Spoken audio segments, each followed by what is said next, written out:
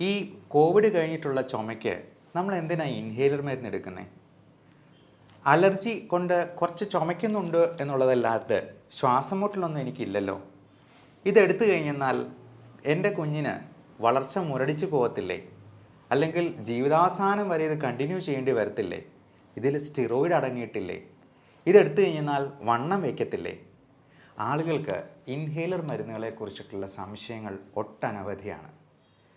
നമസ്കാരം, ഞാൻ doctor Bipin Jose, consultant pulmonologist.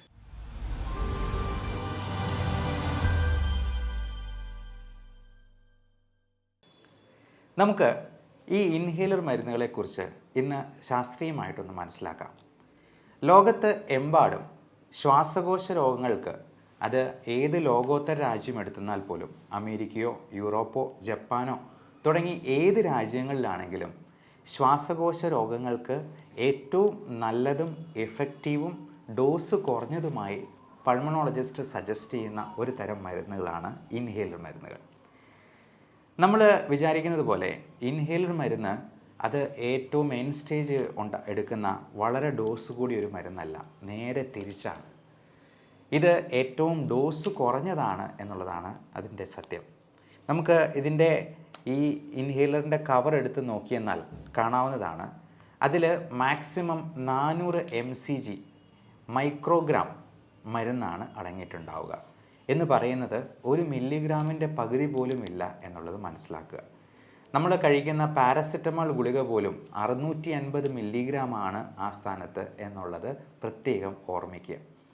ഈ ഇൻഹേലർ മരുന്ന് എപ്പോഴാണ് എടുക്കുന്നത്?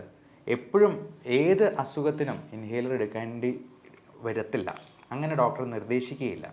അത് അറിയണമെങ്കിൽ നമ്മൾ കൃത്യമായിട്ടുള്ളൊരു ടെസ്റ്റ് ചെയ്ത് നോക്കണം. അതിന് പൾമണറി ഫങ്ഷൻ ടെസ്റ്റ് എന്നാണ് പറയുക, അഥവാ സ്പൈറോമെട്രി. പലപ്പോഴും കോവിഡ് കഴിഞ്ഞിട്ട് ആളുകൾക്ക് നീണ്ടു നിൽക്കുന്ന ചുമയുണ്ടാവാറുണ്ട്. നേരത്തെ അലർജി ഉണ്ടായിരുന്ന ആളുകളാണെന്നുണ്ടെങ്കിൽ കോവിഡിന് ശേഷം ഈ അലർജി പ്രശ്നങ്ങൾ അല്പം അധികരിക്കുന്നതായിട്ട് കാണാറുണ്ട്.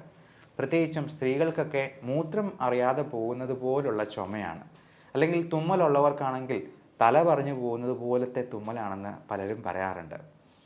പണ്ടുള്ളവർ പറയായിരുന്നു തുമ്മിയെ തെറിക്കുന്ന മൂക്കാണെങ്കിൽ അങ്ങ് തെറിച്ചു പോട്ടെ എന്ന്. പക്ഷേ 10ഉം 20ഉം പ്രാവശ്യം അടുപ്പിച്ച് തുമ്മുന്നവരുടെ ബുദ്ധിമുട്ട് അനുഭവിക്കുന്നവർക്ക് മാത്രമേ മനസ്സിലാവത്തുള്ളൂ. അപ്പോൾ ഇങ്ങനെയുള്ളപ്പോൾ എന്തുകൊണ്ടാണ് ഈ തുമ്മൽ അല്ലെങ്കിൽ ചുമ ഇങ്ങനെയുള്ള പ്രശ്നങ്ങൾ ഉണ്ടാവുന്നത് എന്നുള്ളത് നോക്കി. ഇപ്പോൾ അലർജി കൊണ്ടാണെങ്കിലും കോവിഡ് പോലുള്ള എന്തെങ്കിലും വൈറൽ ഇൻഫെക്ഷൻ കൊണ്ടാണെങ്കിലും ശ്വാസനാളികളിൽ പലതരത്തിലുള്ള നീർക്കെട്ടും, ഇൻഫ്ലമേഷൻ, എഡിമ, ബ്രോങ്കോ കൺസ്ട്രിക്ഷൻ അല്ലെങ്കിൽ ബ്രോങ്കോ സ്പാസം എന്ന് പറയുന്ന ഈ പ്രശ്നം ഉണ്ടാകാറുണ്ട്. അപ്പോൾ ഇങ്ങനെ വരുമ്പോൾ നമുക്ക് ഏറ്റവും എഫക്റ്റീവായിട്ടുള്ളത് ഇൻഹേലർ മരുന്നുകൾ തന്നെയാണ് എന്നുള്ളത് ഓർമ്മിക്കുക. അപ്പോൾ നമ്മൾ സ്പൈറോമെട്രി എന്ന് പറയുന്ന ടെസ്റ്റിൽ അത് നോക്കുന്നതും ഇത് തന്നെയാണ്. പലപ്പോഴും എക്സ്റേ പോലുള്ള ടെസ്റ്റുകളിൽ അല്ലെങ്കിൽ ബ്ലഡ് ടെസ്റ്റുകളിൽ ഈ പറയുന്ന ബ്രോങ്കോ കൺസ്ട്രിക്ഷൻ നമുക്ക് കൃത്യമായിട്ട് നിർണ്ണയിക്കാൻ കഴിയില്ല. അതുകൊണ്ടാണ് ശ്വാസം എടുക്കുകയും വിടുകയും ചെയ്യുന്നതിൻ്റെ തോത് മനസ്സിലാക്കി അത് കൃത്യമായി ഗ്രാഫിക്കലി റെപ്രസെൻ്റ് ചെയ്ത് അതിനനുസരിച്ചിട്ടുള്ള ഇൻഹേലർ മരുന്നുകളുടെ ഡോസ് നിശ്ചയിച്ച് നമ്മൾ രോഗികൾക്ക് നിർദ്ദേശിക്കാറുള്ളത്. അപ്പോൾ ഈ ഇൻഹേലർ മരുന്നിൽ അടങ്ങിയിരിക്കുന്ന മരുന്നുകൾ തന്നെ 2 ടൈപ്പുണ്ട്. അത് പണ്ടൊക്കെ 2 തരത്തിലുള്ള ഇൻഹേലറായിരുന്നു കൊടുത്തിരുന്നത്. അത് കൺട്രോൾ ചെയ്യാനായിട്ട്, അതായത് ശ്വാസമുട്ടൽ ഉണ്ടാകുമ്പോൾ അത് ഉപയോഗിക്കാനായിട്ടൊരു ഇൻഹേലറും, ഉണ്ടാകാതിരിക്കാൻ വേണ്ടി മെയിൻറ്റെയിൻ ചെയ്യാനായിട്ട് റിലീവർ ആയിട്ടുള്ള മരുന്നുകൾ, അങ്ങനെ 2 ഇൻഹേലറായിട്ട് കമ്പൈൻ ചെയ്തായിരുന്നു കൊടുത്തുകൊണ്ടിരുന്നത്. പക്ഷേ ഇപ്പോൾ പുതിയ രീതി അനുസരിച്ച് സ്മാർട്ട് തെറാപ്പി എന്ന് പറയുന്ന single inhaler maintenance and reliever therapy എന്ന് പറയുന്ന ഫുൾ ഫോമിൽ അറിയപ്പെടുന്ന ഒറ്റ ടൈപ്പ് ഇൻഹേലറാണ് നമ്മൾ ഉപയോഗിക്കാനായിട്ട് കൊടുക്കുക. അപ്പോൾ ഇതിൽ തന്നെ 2 type മരുന്നുകളുണ്ട്. Long acting ബീറ്റാ-2 agonist, Lamba എന്ന ചുരുക്കപ്പേരിൽ അറിയപ്പെടുന്ന സാൽമെട്രോൾ, ഫോർമെട്രോൾ തുടങ്ങിയ മരുന്നുകൾ.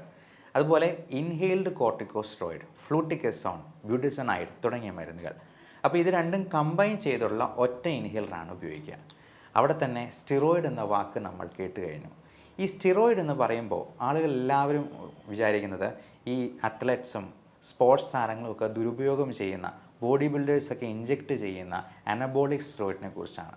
പക്ഷേ ഇത് അങ്ങനെയുള്ള സ്റ്റിറോയിഡ് അല്ല എന്നുള്ളത് മനസ്സിലാക്കുക. ഇത് ഇൻഹെയിൽഡ് കോർട്ടിക്കോസ്റ്ററോയിഡ് എന്ന് പറയുന്ന വേറെ തന്നെ ഒരു രീതിയിലുള്ള നൂതനമായിട്ടുള്ളൊരു മരുന്നാണ്. പണ്ടൊക്കെ കൊടുത്തിരുന്ന സാൽബ്യൂട്ടമോൾ ഇൻഹേലറൊക്കെ ഉണ്ടായിരുന്നു, അത് ഇപ്പോഴും കൊടുക്കാറുണ്ട്.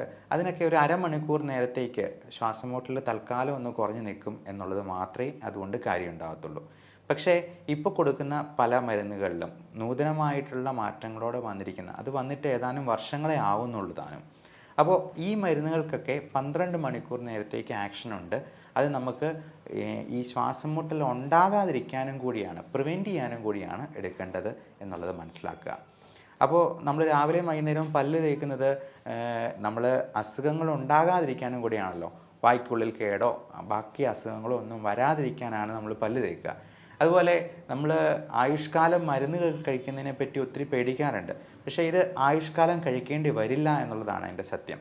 നമ്മൾ പലപ്പോഴും ഈ ഇൻഹേലർ മരുന്ന് ഉപയോഗിച്ച് ചുമയും ശ്വാസം മുട്ടലും കൺട്രോൾ ആയി കഴിയുമ്പോൾ കൃത്യമായ ഇടവേളകളിൽ PFT ചെയ്ത് അതിൻ്റെ ഡോസ് കുറച്ച് കൊണ്ടുവരികയാണ് ചെയ്യുക. അപ്പോൾ ഒരിക്കലും ഈ ഡോസ് അതേപടി അങ്ങനെ കണ്ടിന്യൂ ചെയ്യേണ്ടി വരത്തില്ല എന്നുള്ളതും പ്രത്യേകം മനസ്സിലാക്കുക. ഇത് ഉപയോഗിച്ച് കഴിഞ്ഞാൽ അങ്ങ് തുടർന്ന് ഉപയോഗിക്കേണ്ടി വരും എന്നുള്ളത് ഒരു മിഥ്യാധാരണയാണ് എന്നർത്ഥം. ഇത് ഉപയോഗിച്ചെന്നാൽ വണ്ണം കൂടുമോ എന്നുള്ളതാണ് അടുത്ത ചോദ്യം. ഇത് നമ്മുടെ ശ്വാസകോശത്തിലോട്ട് മാത്രമേ ചെല്ലുന്നുള്ളൂ, നമ്മുടെ രക്തത്തിലോട്ട് അത് കയറുന്നില്ല. പലപ്പോഴും കഴിക്കുന്ന ഗുളികകളോ ഇഞ്ചക്ഷനോ ഒക്കെ അങ്ങനെയല്ല. നമുക്ക് ശരീരത്തിലെത്തുന്ന മരുന്നിൻ്റെ 4/1 ഭാഗമായിരിക്കും ശ്വാസകോശത്തിലെത്തുക. അതുകൊണ്ട് തന്നെ അതിൻ്റെ എഫക്റ്റ് വളരെ സ്ലോ ആയിട്ടേ ഉണ്ടാകത്തുള്ളൂ. അതിൻ്റെ എഫക്റ്റ് പൂർണ്ണമായിട്ടും നമുക്ക് കിട്ടത്തുമില്ല. കാര്യം അതിൻ്റെ 4/1 ഭാഗം മാത്രമേ എത്തുന്നുള്ളൂ എന്നുള്ളതുകൊണ്ട്. ഇൻഹേലർ മരുന്ന് ഉപയോഗിക്കുമ്പോൾ അതിന് ഫാസ്റ്റർ ഓൺസെറ്റ് ഓഫ് ആക്ഷൻ ഉണ്ട്. അതോടൊപ്പം നമുക്ക് അത് നേരെ ശ്വാസകോശത്തിൽ എത്തുന്നു എന്നുള്ളത് കൊണ്ട് അത് വേസ്റ്റേജ് അതിനകത്ത് അത്രയും കുറയ്ക്കാനും പറ്റും, ഡോസേജ് അത്രയും നമുക്ക് കുറവ് മതി എന്നുള്ളതാണ് അതിൻ്റെ അഡ്വാൻറ്റേജ്. പക്ഷേ ഒരു കാര്യം പ്രത്യേകം ശ്രദ്ധിക്കുക, ഇൻഹേലർ മരുന്ന് നമ്മൾ സിനിമയിലൊക്കെ കാണുന്നത് പോലെ ഇത് പോക്കറ്റിലിട്ടുകൊണ്ട് നടന്നിട്ട് ശ്വാസം മുട്ടലുണ്ടാകുമ്പോഴത്തേക്കും 2 ഞെക്കിയിട്ട് വീണ്ടും പോക്കറ്റിലെടുത്ത് വയ്ക്കാൻ ഉള്ളതല്ല. അങ്ങനെ എടുത്തെന്നാൽ 90% മരുന്നും വായ്ക്കകത്ത് കിടന്ന് വേസ്റ്റായി പോകത്തേ ഉള്ളൂ എന്നുള്ളത് സാരം. ഇത് ഇൻഹേലർ ഈ തരത്തിലുള്ള മരുന്നുകളാണെന്നുണ്ടെങ്കിൽ നമ്മൾ ഈ സ്പ്രേ ഉപയോഗിക്കുമ്പോഴത്തേക്കും ഇതിൻ്റെ കൂടെ സ്പേസർ എന്ന് പറയുന്ന ഇങ്ങനെയൊരു മെഷീനും കൂടി ഉപയോഗിക്കണം. അത് പലതരത്തിലുള്ള സ്പേസേഴ്സ് അവൈലബിൾ ആണ്. മിനി സ്പേസർ, പല കമ്പനികൾ ഇറക്കുന്ന സ്പേസേഴ്സ് ഉണ്ട്. അപ്പോൾ ഈ സ്പേസറിൽ ഏറ്റവും അനുയോജ്യമായിട്ടുള്ളത് ഓരോരുത്തരുടെയും രീതി അനുസരിച്ചാണ് നമ്മൾ തിരഞ്ഞെടുക്കുക. ഒത്തിരി പ്രായമുള്ള ആളുകൾക്ക് ഇത് വലിക്കാൻ പോലും പറ്റാതെ വരും.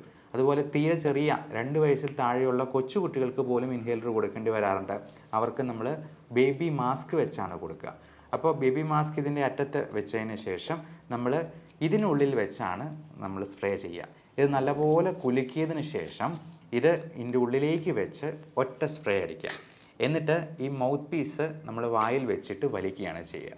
ഇതിനുള്ളിൽ ഒരു വാൽവ് ഉണ്ട്, നിങ്ങൾക്ക് ശ്രദ്ധിച്ചെന്നാൽ അറിയാം. ഈ വാൽവ് നമ്മൾ ഉള്ളിലോട്ട് വലിക്കുമ്പോൾ മാത്രമേ തുറന്നു വരത്തുള്ളൂ. അതേസമയം നമ്മൾ ഉള്ളിലോട്ട് ഊതിക്കഴിഞ്ഞാൽ ഇത് അടയുകയും ചെയ്യും.